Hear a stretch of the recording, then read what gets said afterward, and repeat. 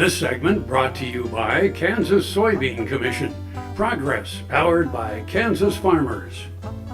It has been driving me crazy trying to figure out what kind of owl I had seen in our shelter belt. Almost solid white, with a face like a plate and steady brown eyes. I had not gotten a photo, not a good one, because I was staring into his eyes, just as he stared into mine. I had not startled him. He had been watching me for a while, just as he watched the cows in the next pasture, or the horses in our corrals, or the pigeons that roosted in one of the grain bins. As I neared the tree where he was perched, he decided I had come too close, and quietly raised his wings and lifted into another tree. He did not fly away, just a more comfortable distance. I stood for what seemed like minutes before resuming my walk, and he again lifted his wings without a sound and moved a little farther away. He was magnificent. But what was he? We know there are owls living with us. We hear their calls. We see the bones, the feathers, the remains of their victims under the trees. Sometimes we catch sight of one in the distance. Once, while out walking at dusk, 2 owls silently flew past us and landed yards away in the pasture. They had passed just a couple of feet from us, but we were unaware until they landed. They were brown, average size. I saw Becky Tanner's news story in the Wichita Eagle that snowy owls were starving in our state, forced out of their own Arctic habitat by the abundance of food that in turn produced an abundance of offspring, and thus lots of competition for food. I assumed our owl must have been one of those, and pored over their images, only to be dismayed that the owl I had seen looked nothing like the round-headed, yellow-eyed, snowy owl in the pictures. He could only have been a barred owl, unusually white.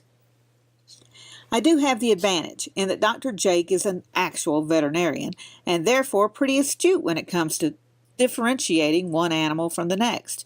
But he had not seen the owl. The hoots that we hear each evening are undoubtedly that of the great horned owl, in his expert opinion.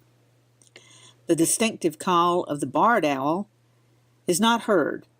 Maybe it is lost in the coos of the doves and the squawking of the hawks and the cackling of the pheasants. On one of those recent warm days, I ventured back into the cedar trees, hoping to catch another glimpse of him. I found signs of a predatory bird, pigeon and small pheasant feathers scattered on the ground, but I never saw him. I heard the hoots of the great horned owl and walked over to the stock tank into a little grove of trees. I was watching the ground, looking for more evidence, when a flapping above my head startled me. I looked up in time to see an owl flying from the tree, but he wasn't white. He was definitely brown and/or gray, and he was gone in a blink. Back to my Google searches. The barred owl lives mostly in the eastern United States and was not common on the high plains because there simply weren't enough woodlands. But that has changed.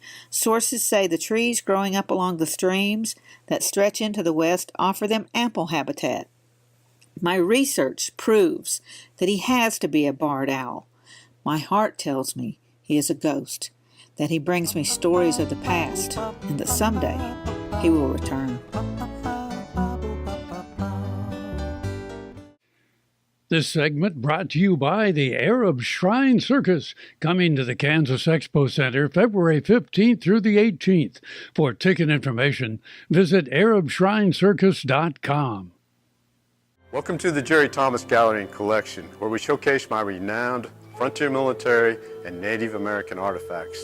Behind me you see a touch of fall. We put together not only the beauty of Micah High Walking, who is the first graduate of West Point of the Northern Cheyenne people and a dear friend, but also a Hudson's Bay blanket that I have here in the gallery. The unique opportunity that I was able to have was we unveiled this painting and surprised Micah at Custer Battlefield, a true honor.